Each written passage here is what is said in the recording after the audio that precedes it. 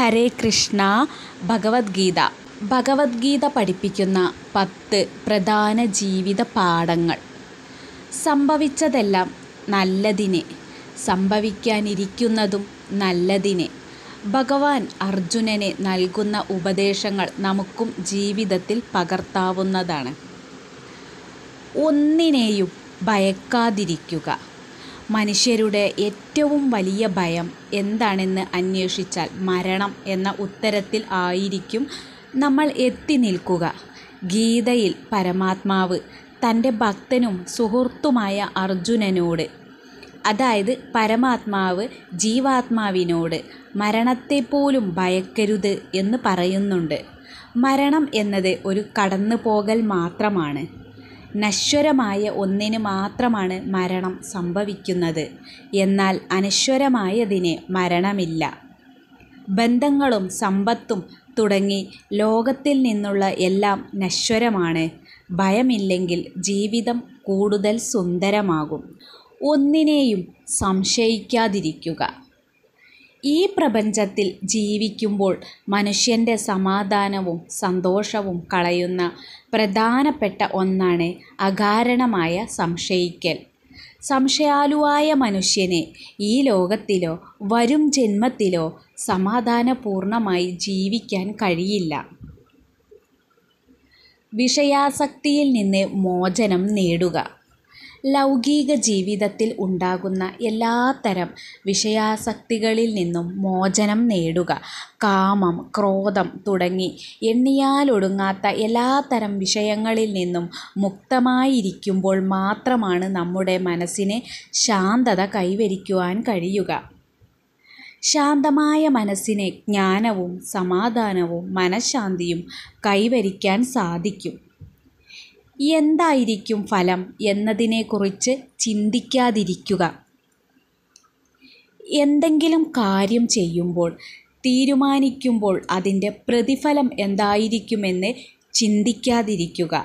നമ്മിൽ നിക്ഷിപ്തമായിരിക്കുന്ന കർമ്മം സത്യസന്ധമായും ആ കർമ്മം കൃത്യതയോടെയും ചെയ്യുക. കർമ്മപദത്തിൽ നിന്ന് മാറി നിൽക്കാതിരിക്കുക. ചെയ്യാനുള്ള പ്രവൃത്തികളിൽ നിന്ന് മാറി നിൽക്കാതിരിക്കുക. ചെയ്യാനുള്ള കർമ്മങ്ങളിൽ നിന്ന് ഓടിയൊളിക്കരുത്. അലഞ്ഞുതിരിയുന്ന മനസ്സാണ് ഒരാൾക്കുള്ളതെങ്കിൽ അത് പരാജയമാണ്. പരമ്പൊരുളിനെ തിരിച്ചറിയുക. ലൗകികമായ എല്ലാ കെട്ടുപാടുകളോടും ബന്ധനങ്ങളോടും അടിയറവ് പറയാൻ കഴിഞ്ഞാൽ പരമ്പൊരുളിന് കീഴ്പ്പെടാൻ നമുക്ക് കഴിയും. ഓരോ മനുഷ്യനും ദൈവത്തിൻ്റെ കരവിരുതാണ്. ഭൂതകാലത്തെ പഴിക്കുന്നതും ഭാവിയെ ഭയപ്പെടുന്നതും വ്യർത്ഥമാണ്.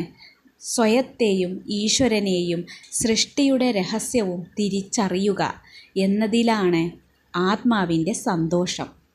സ്വാർത്ഥ ബുദ്ധിയാണെങ്കിൽ ജ്ഞാനമുണ്ടായിട്ടും കാര്യമില്ല. നമ്മൾ ഒരു കണ്ണാടിയിൽ നോക്കുമ്പോൾ പ്രതിബിംബം കാണാൻ കഴിയും. കണ്ണാടി തെളിമയുള്ളതാണെങ്കിൽ പ്രതിബിംബവും തെളിമ ഉള്ളതായിരിക്കും. സ്വാർത്ഥമതിയായ ഒരാൾക്ക് തൻ്റെ സ്വഭാവം കൊണ്ടു തന്നെ ഓരോ ദിവസവും പ്രശ്നങ്ങൾ ഉണ്ടാകും. എല്ലാത്തിനോടും സമചിത്തത പാലിക്കുക. ധ്യാനത്തിൽ ഏകാഗ്രത പാലിക്കാൻ കഴിയാത്ത ഒരാൾക്ക് ദിവസേനയുള്ള തൻ്റെ പ്രവൃത്തികളിൽ സംയമനം പാലിക്കാൻ കഴിയില്ല. അമിതമായി ഭക്ഷണം കഴിക്കുന്നതോ ഒന്നും കഴിക്കാതിരിക്കുന്നതോ ഈശ്വരനിലേക്ക് കൂടുതൽ അടുപ്പിക്കുകയോ ഈശ്വരനിൽ നിന്ന് അകലാൻ കാരണമാകുകയോ ഇല്ല. കോപം അബദ്ധത്തിലേക്കുള്ള പാതയാണ്. ശാന്തമായിരിക്കുക. കോപം ഒരു മനുഷ്യനെ യഥാർത്ഥത്തിൽ വിഡ്ഢിയാക്കുകയാണ് ചെയ്യുന്നത്. കോപം അനിയന്ത്രിതമാകുമ്പോൾ നന്മ തിന്മകളെ തിരിച്ചറിയാനുള്ള വിവേകം നഷ്ടമാകും. ഒപ്പം കാര്യങ്ങളെ വിചിന്തനം ചെയ്യാനുള്ള കഴിവും നഷ്ടമാകും. ഒരു മനുഷ്യൻ്റെ ജീവിതത്തിലെ എല്ലാവിധ പരാജയങ്ങൾക്കുമുള്ള അടിസ്ഥാനപരമായ കാരണം കോപമാണ്. നരകത്തിലേക്കുള്ള 3 പ്രധാന വാതിലുകളിൽ ഒന്നാണ് കോപം. കാമവും അത്യാർത്തിയുമാണ് മറ്റ് 2 വാതിലുകൾ. കോപത്തെ നിയന്ത്രിക്കാൻ കഴിഞ്ഞാൽ അയാൾക്ക് സമാധാനം കണ്ടെത്താൻ കഴിയും. ശരീരം എന്നത് നശ്വരമാണ്, ആത്മാവ് അനശ്വരമാണ്. ഒരു വസ്ത്രത്തിനോടാണ് മനുഷ്യ ശരീരത്തെ ഭഗവത്ഗീതയിൽ ഭഗവാൻ ഉപമിക്കുന്നത്. പഴയ വസ്ത്രം മാറ്റി പുതിയ വസ്ത്രം അണിയുന്നത് പോലെയാണ് മനുഷ്യ ശരീരവും ആത്മാവും.